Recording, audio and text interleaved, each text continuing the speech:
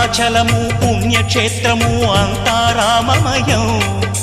భక్తుడు భద్రుని కొండగా మార్చి కొలువై ఉన్న స్థలం.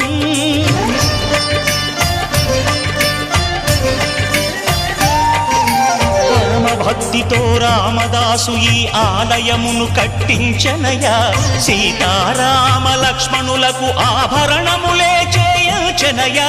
పంచవటిని ఆ జానకి రాముల పర్ణశాల అదిగో.